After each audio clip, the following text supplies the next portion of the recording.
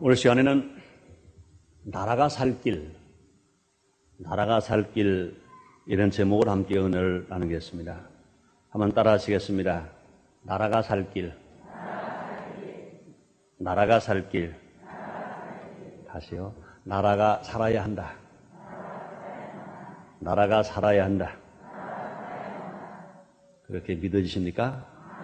그렇게 원하십니까? 요즘의 사람들은 지나치게 자기 중심입니다. 또 과도하게 이기주의입니다. 지도자도 그렇고 국민도 그렇습니다. 또 있는 자도 그렇고 없는 자도 그렇습니다. 어른들도 그렇고 아이들까지도 그렇습니다. 불신자는 두말할 것도 없거니와 예수 믿고 구원받은 하나님 아들들이라고 하는 신자들까지도 그렇습니다. 그래서 사람들은 자기밖에 모릅니다. 모두가 자기 합니다. 나만 합니다.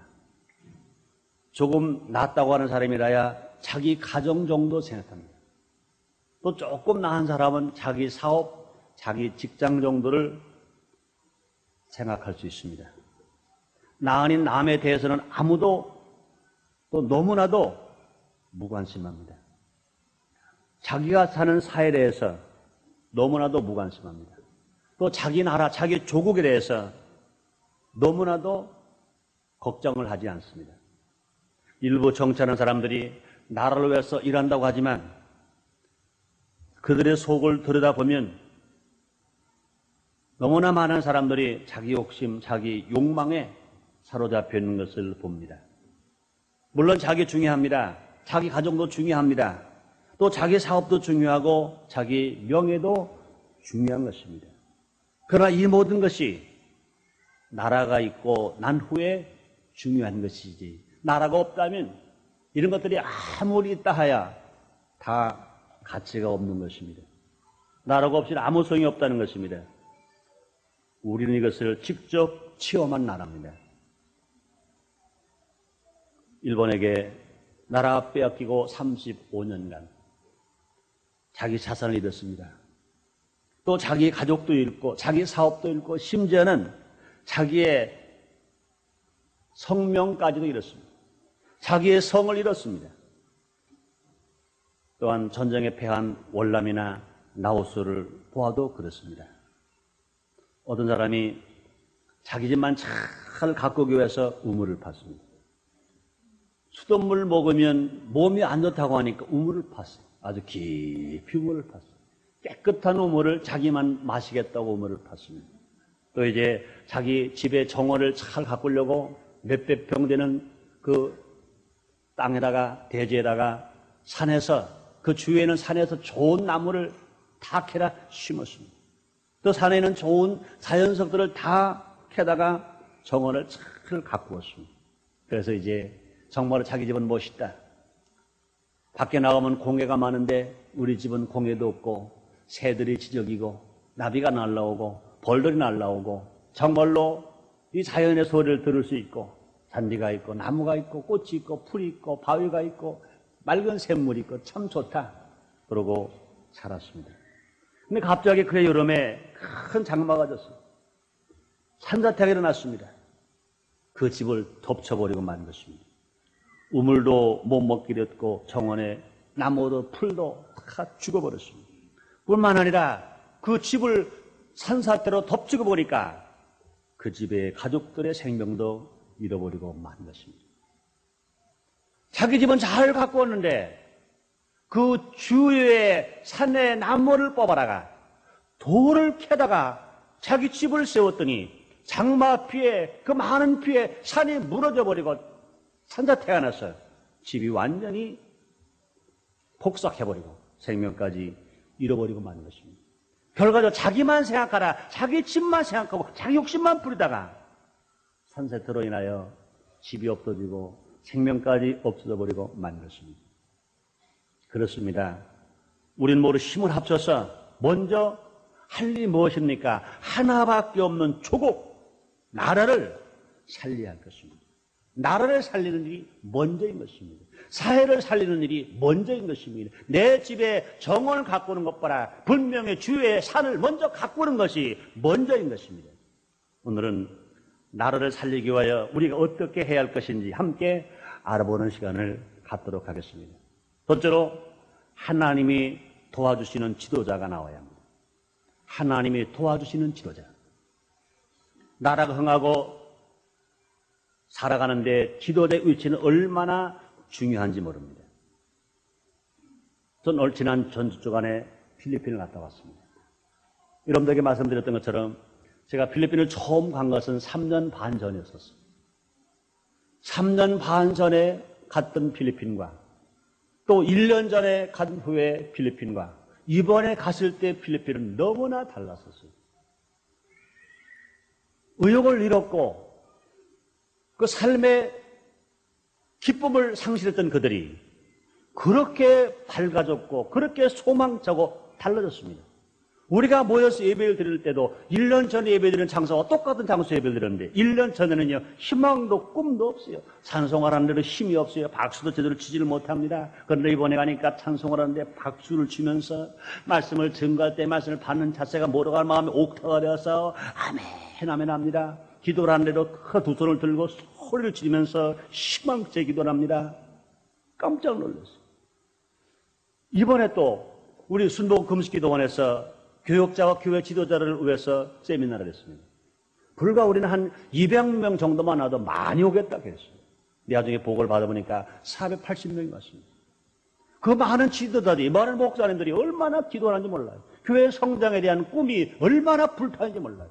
불과 3년 반 전에 보았던 그분들하고는요 전혀 딴 나라 사람 같고 다른 세상 같습니다. 왜 이럴 수 있을까? 상당히 의외했었어요. 저는 세미나 강의를 마치고 정말로 이렇게 변화될 수 있을까? 또 부흥의 말씀을 증거하고 이렇게 변화할 수 있을까? 상당히 의외했었습니다. 근데 거기 세미나에 참석했던 목사님 한 분이 전해주신 말씀을 듣고 그 이유를 알게 되었습니다. 그 목사님은 아주 은혜가 충만한 목사님, 찬양한 목사님이신데 필리핀 마닐라에서 최고의 큰 교회를 목회한 목사님이셨습니다. 근데 그분 말씀이 자기 교회에 아주 은혜 바른 성도 한 분이 지금 현재 필리핀의 라모스 대통령의 정책적인 참모 중에 제1급 참모라는 것입니다. 은혜가 충만하고 성령 충만한 그 신자가 그 라모스 대통령의 정책 1급 참모라는 것입니다. 그분에게 말씀을 듣고 보니까 이유가 있었어요. 지금까지 필리핀은 계속 캐도릭 신자가 대통령이 되었다는 것입니다. 추기경이 지지하는 사람이 대통령이 되었다는 것입니다. 그런데 이번에는 추기경이 지지하는 사람이 대통령이 안 됐어요. 라모스가 대통령이 됐습니다. 그 라모스 어떤 분이냐? 오순절적인 신앙으로 은혜가 충만하고 성령 충만한 기독교 신자라는 것입니다. 도저히 캐도릭에서 추기경이 지지하지 않고는 지금까지 대통령이 될 수가 없다는 것입니다. 마르코스가 그랬고 아키노가 그랬다는 것입니다. 그런데 이번에 라모스는 상상할 수도 없었다는 거예요. 그런데 국민의 절대적인 지지로 대통령이 됐습니다. 그분이 대통령 되고 나서는 이제는 국민에게 희망이 생기고 꿈이 생기고 용기가 생기고 자신이 생겨서 삶의 의욕을 가지고 생활해졌습니다. 그러므로 이제는 필리핀은 잘 살 수 있다. 필리핀은 과거의 그 영화를 다시 찾을 수 있다. 이런 꿈에 벅찬 것을 보았습니다. 똑같은 땅, 똑같은 국민인 똑같은 시대인 것입니다. 지도자 한 사람이 어떻게 그 나라를 다스릴 것이냐에 따라서 그 나라의 환경이 그만큼 변화된다는 것입니다. 그렇습니다. 성경에 나오는 일문줄 많이 있습니다. 오늘 본문에 나오는 다윗도 마찬가지인 것입니다. 분명히 다윗보다 먼저 왕은 이스라엘의 첫 왕은 사울 왕이었습니다. 사울 왕이 나라를 다스릴 때 어려움이 많았었습니다. 그러나 하나님께서 사울 왕을 제끼고 어린 소년 다윗에게 기름을 부어 이스라엘의 왕으로 삼았던 것입니다. 그러고 나서 그렇게 어려웠던 이스라엘이 태평성대를 이루고 잃어버렸던 신앙을 되찾고 하나님을 잘 섬기며 하나님 앞에 사랑받는 나라로 부강한 나라로 복된 나라로 놀랍게 잘 살게 됐던 것입니다. 왜 그렇습니까? 하나님이 도와주신 분이 왕이 되었기 때문에 그런 놀라운 축복을 그 나라가 받게 된 것입니다. 그러면 하나님 도와준 대표적인 지도자 중에 한 분이 다윗인데 그러면 왜 하나님이 그 다윗을 그렇게 도와주셨을까? 우리는 이것을 한번 알아봐야 되겠습니다. 하나님이 그를 도와주셨더니 환경이 변화가 일어났습니다. 어린 목동이었던 그가 하나님께서 그를 축복하시니까 이스라엘의 왕이 될 수 있었습니다. 어린 목동이었던 그가 이제 블레셋 나라의 골리앗 장군과 싸워 이기게 만들어졌습니다. 그 하나님의 사랑을 받고 하나님의 음성을 받아서 이제는 시편을 기록할 수 있는 놀라운 축복자가 되었습니다. 그런데 왜 하나님이 그렇게 목동 다윗을 도와주셨습니까? 오늘 본문에 보니까 이렇게 말씀했습니다. 이새의 아들 다윗을 만하니 내 마음과 합한 자라 그랬습니다. 왜 하나님이 다윗을 도와줬습니까? 하나님의 마음에 합했기 때문에 도와주었다는 것입니다.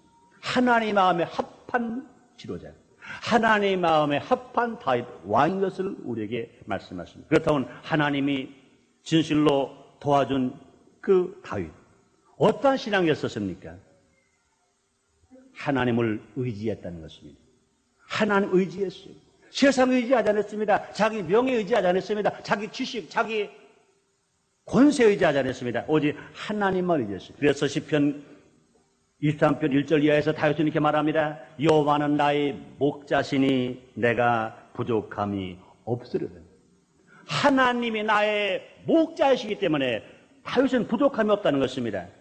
다윗은 자기가 왕이기 때문에 부족함이 없다, 그러지 않았습니다. 다윗은 자기를 지지하는 사람이 많으니까 부족함이 없다, 그러지 않았습니다. 다윗은 물질이 많으니까 부족함이 없다, 그러지 않았습니다.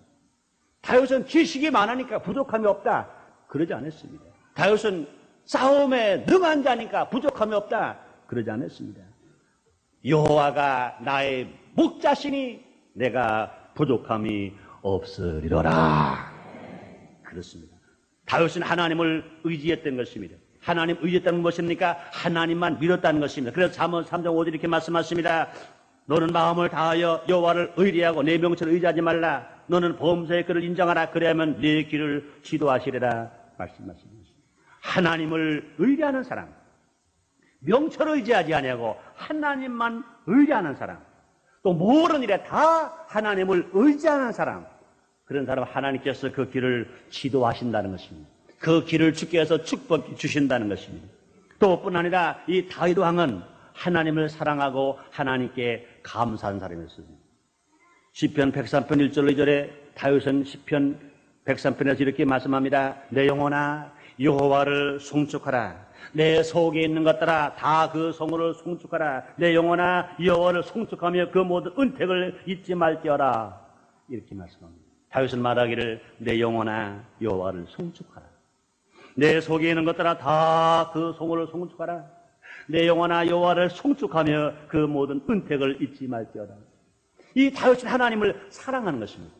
이 다윗은 하나님께 감사하는 것입니다. 이 다윗은 그동안 하나님으로부터 받은 은택을 잊지 않겠다고 고백하는 것입니다. 그러므로 하나님께서 왜 다윗을 그처럼 높여서 그처럼 축복하시고 그처럼 도와주시는가?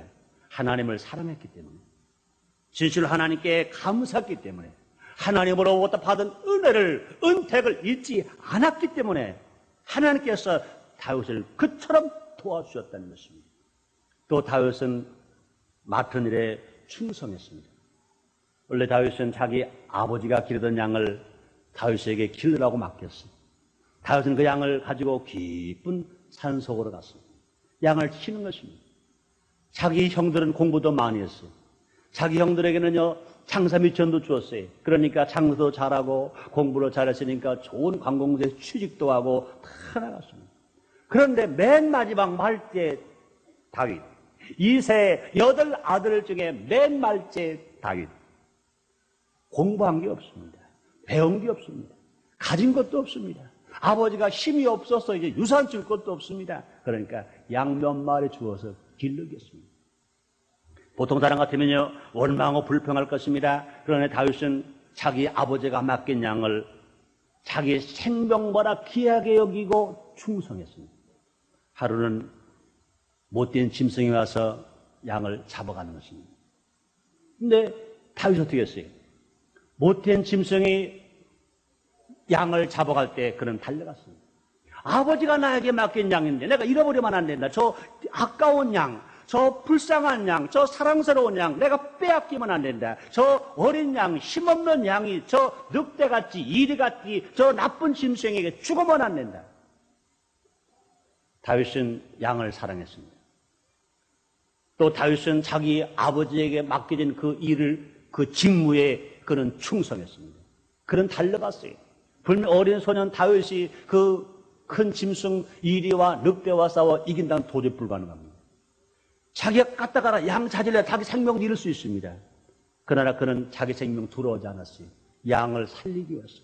자기 아버지가 자기에게 맡겨진 그 일을 충성으로 감당하기 위해서 자기 생명을 두려워하지 않았습니다. 그는 달려갔습니다. 자기는 어립니다. 힘이 약합니다. 그러나 하나님께서 그를 도와주셔서 이리가 잡아가는 양을 이리의 입을 찢어서라도, 늑대의 입을 찢어서라도 양을 찾아왔습니다.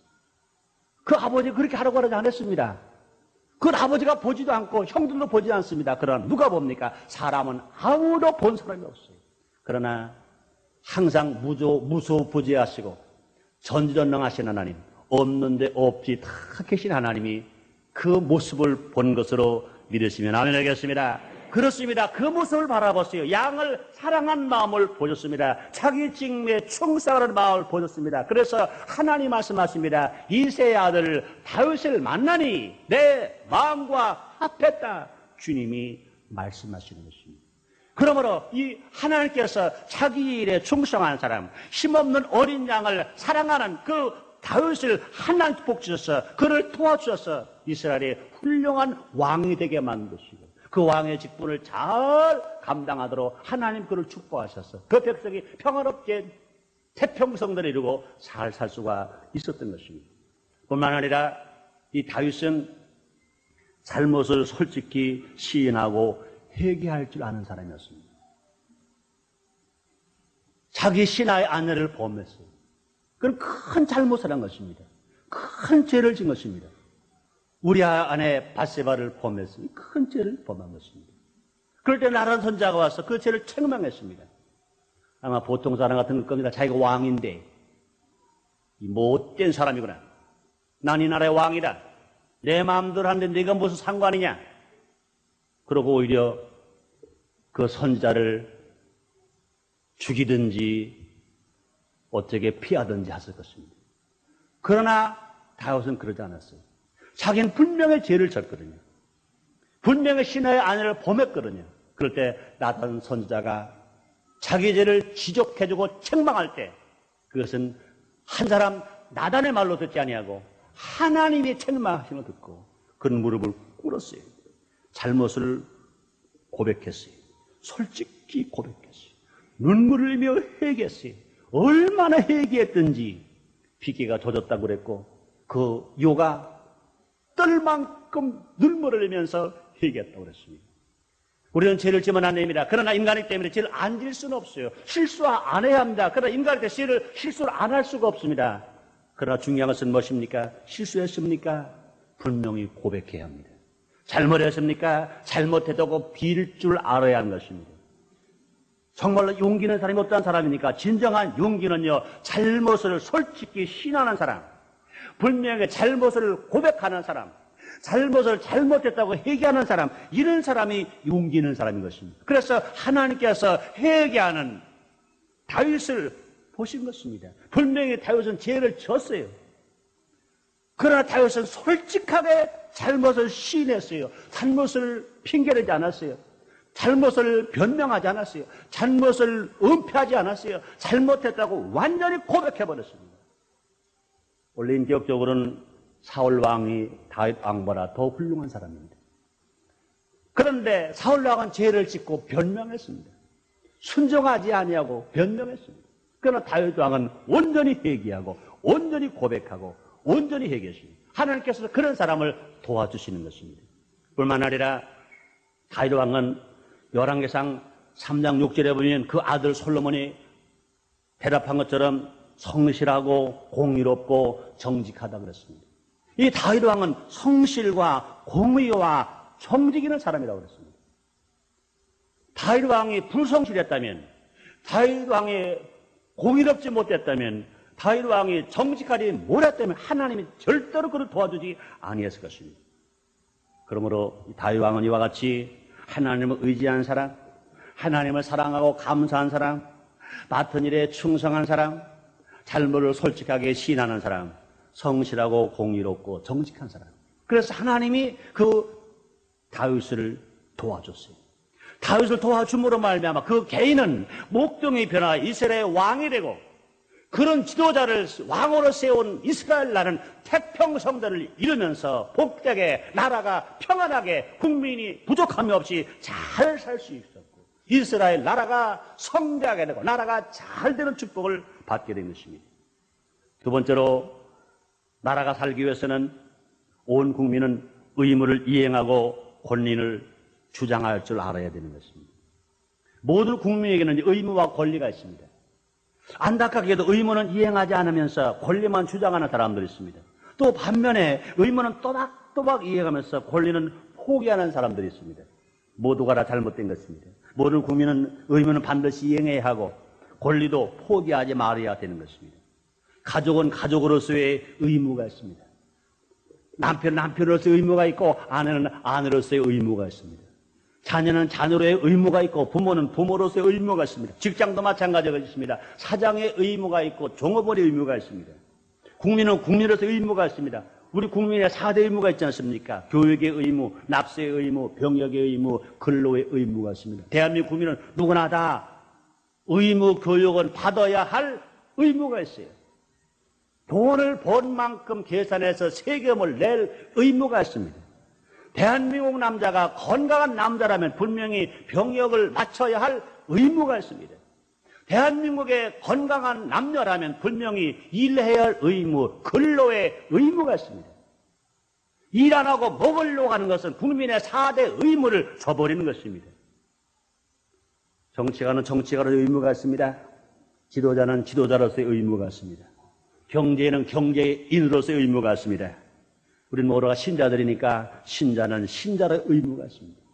신자 의무가 뭡니까? 최소한도 10계명은 지켜야 합니다. 제1계명은 하나님 앞에 다른 신을 두지 말라 하는 것입니다. 제2계명은 네가 유익을 얻기 위하여 형상을 만들고 그 형상에 절하지 말라 그랬습니다. 제3계명은 하나님을 망령되이 부르지 말라 그랬습니다. 제4계명은 주의를 거룩하게 지켜라 그랬습니다. 제5계명은 부모를 공경하라 그랬습니다. 제6계명은 살인하지 말라 그랬습니다. 제7계명은 간음하지 말라. 제8계명은 도적질하지 말라. 제9계명은 너의 유익을 위해서 누구에게든지 거짓으로 증거하지 말라. 10번째 계명은 이웃의 것을 아무것이나 탐하지 말라. 이것이 신자로서의 최소한 10계명 지켜야 할 의무요. 그 다음에 성도로서 수입이 있으면 그 수입의 10분의 1은 11월절을 들어라. 이건 분명히 의무인 것입니다. 또한 신자로서는 기도는 권리인 것입니다. 기도하고 응답을 받아야 됩니다. 그러므로 이 기도를 잃어버리거나 기도를 포기하면 안 됩니다. 우리 예수님께서 말씀하셨습니다. 너희가 내 이름으로 귀신을 쫓아내며 새 방을 말하며 뱀을 칩으며 무슨 독을 마실지 해를 받지 아니하며 병든 사람에게 설 언제적 나으리라 하시더라. 주님 말씀하신 것입니다. 그러므로 우리는 기도해야 됩니다. 그러므로 우리가 예수를 믿고 하나님 아들 되어서 우리가 정말로 10계명을 의무를 다 감당하고 11조를 드리고 신앙생활 잘하는 의무를 감당하고 있다면 우리는 기도할 권리가 있어요. 우리가 기도하면 주님이 응답해 주셔야 되는 것입니다. 우리는 기도해야 되는 것입니다. 기도를 잃어버리면 안 됩니다. 기도를 포기하면 안 됩니다. 주님이 뭐라 말씀하십니까? 구하는 이가 받을 것이요 찾는 이가 찾을 것이요 두드리는 이에게 열린다고 주님이 말씀하시는 것입니다. 그러므로 신자들은 분명히 신자로서의 의무가 있고 신자들은 분명히 하나님 앞에 기도해서 응답받을 권리가 있는 것입니다. 많이 기도하시고 많이 응답 받으시기를 주님의 이름으로 축원합니다. 많이 응답 받으시기를 제모로 축원합니다. 또 우리 국민에게는요 또 권리가 있습니다. 그 중에 권리가 하나가 무엇입니까? 투표는 주어진 권리 중에 제일 소중한 권리 중에 하나인 것입니다. 그러면 투표권 이건 권리인 것입니다. 이것을 포기하면 안 됩니다. 권리를 행사해야 되는 것입니다. 그래야 나라가 살 수 있는 것입니다. 온 국민이 의무를 이행하고 권리를 포기하자는 것, 이것은 작은 것 같으나 이것은 얼마나 중요한 것인지 몰라. 이것은 분명히 나라를 살리는 것입니다. 세 번째로 나라를 살리기 위해서 할 일이 무엇입니까? 국민의 50% 이상이 복음화되어야 합니다. 대한민국 국민이 50% 이상이 복음화되기를 원하시면 하면 하겠습니다. 그렇습니다. 정말로 우리 조국 대한민국이 살려면 국민의 50% 이상이 예수를 믿고 구원을 받아야, 복음화되어야 이 나라가 살 길이 열리는 것입니다. 왜 그렇습니까? 불신자가 신자보다 많으므로 나라 행사에 또 명절 때 하나님을 노엽게 하는 일들이 얼마나 많은지 몰라요. 전쟁과 배고픔에 버려졌던 것들을 하나님의 은혜로 이제 축복을 받아서 배에 기름이 끼고 먹고 살만하니까 그것들을 다시 찾고 있습니다. 제일 가까이 일어나는 일들이 뭡니까? 장승. 6.25 사변 전쟁 때 모두가 다 박살났던 장승들. 그저 동네 어귀에 성황당에 세워졌던 천하대장군, 지하여장군, 박살났던 장승들이 요사이 문화재라는 명목으로 버젓이 시내 한 복판에 세워지고 있어요. 시내 한 복판에 세워졌어요. 우리 인천에 살고 있지 않습니까? 인천에서요, 주한 로터리에서 도화 인터체인지로 가다 보면 그 오른쪽에 병원 앞인가, 무슨 점포 앞인가 보니까 큰 장성에 세워지는데 천하대장군, 지하여장군 그래가지고 이렇게 하고 서 있어요. 복음이 제일 먼저 들어 인천 땅에 200만 시민이 사는 인천 땅에, 그것도 인천시 직화시 안에 한복판에 세워졌어요. 이거는 너무 마음 아픈 일인 것입니다. 그뿐이 아닌 것입니다. 이제 민속신앙이라는 명목하에 부풀이가 웬 말입니까?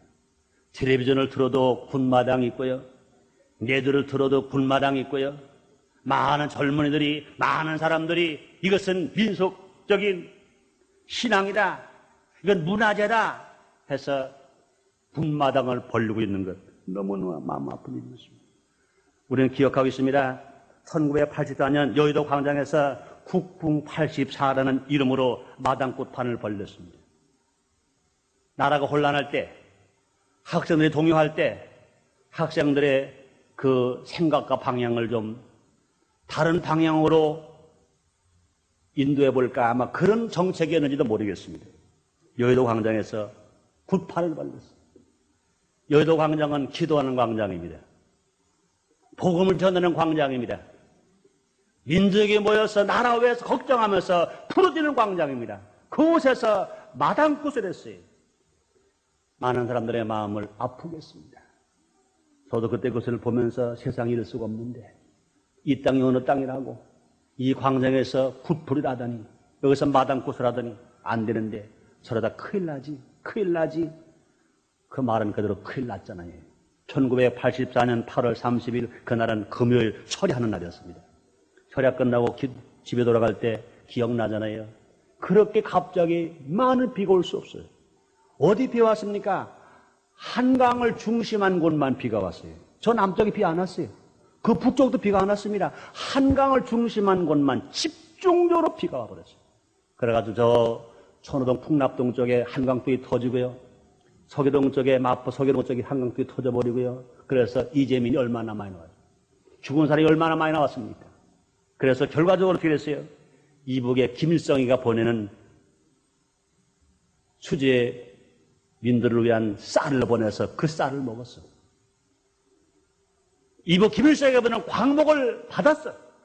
이건 부끄러운 것 중에 부끄러움이다. 수치스러운 것, 수치스러운 겁니다.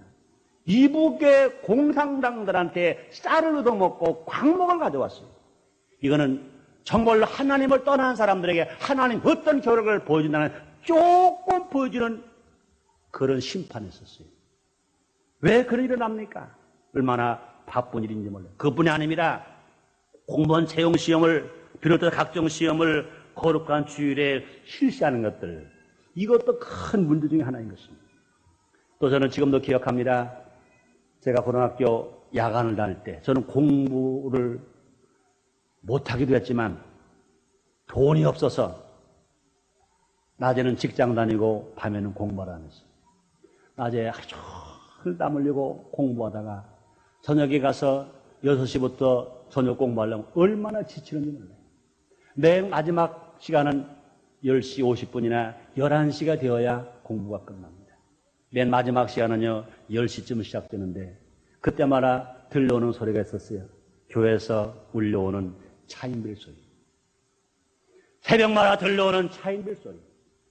근데 저는 공부하다가 10시에 지쳤을 때, 그때는 뉴스 안 들을 때입니다. 그러나 교회에서 울려는 그 총소리가 들을 때마다 나를 위로했어요. 나에게 절망하는 나에게 희망과 소망을 줬어요. 용기를 줬어요. 난 예수를 안 믿었지만 그 차임을 들을 때마다 그렇다. 저 총소리 나오는 교회에 언젠가 나도 갈 날이 있을 것이다. 저 총소리 나는 나를 위로해주는 총소리는 저 교회에 언젠가 갈 것이다 하는 희망을 가졌어요. 절망하지 않았어요. 저는 그 외에도 많은 사람 들어봤습니다. 한강으로 사업이 어렵고 가정이 어려워서 자살하러 가다가 한밤에 들려오는 교회 종소리 때문에 한강으로 자살하러 가던 발걸음을 멈추고 아니다, 돌아가야지. 그러고 다시 생명을 찾은 사람들이 수없이 많이 있다는 것입니다. 그런데 지금 교회 종소리가 들립니까? 교회 자연도 소리가 들립니까? 왜 안 들립니까? 그 소리가 왜 꺼졌습니까? 왜 중지됐습니까? 나라 살림하는 분들이 그 소리가 공회의 소리라고 해서 교회 종소리를 없애라 법으로 막아버렸습니다. 교회 종소리를 없애버렸습니다. 얼마나 마음 아픈지 몰라요. 얼마나 가슴 아픈지 몰라요. 이런 것들이 모두가 다 하나님이 기뻐하지 않는 일들입니다. 이런 일들이 없어지고 새로워지게 하나님 기뻐하시는 일이 이루어지려면 적어도 국민의 50% 이상이 복음화되면 이런 일들 얼마나든지 살아나게 될 줄 믿습니다. 해결될 줄 믿습니다. 그렇습니다. 지금 국민의 25%가 복음화되었습니다. 국민의 25%가 되는 이 힘을 가지고는 이걸 바꿀 수가 없어요. 그러나 국민의 적어도 50% 이상이 100명 중에 50명 이상이 예수를 믿는 신자들이라면 이것 좀 해결될 것은 간단한 것인 것입니다. 그럼 우리 모두가 다 우리 모든 성도는 복음 전도의 제2의 도약을 해야 할 것인 것입니다. 개인마다 구원 받는 두 말을 것도 없거니와 가정의 복음화 될 것은 두 말을 것도 없거니와 나라를 살기 위해서 생명을 거는 그 마음을 가지고 복음을 전해야 될 것인 것입니다.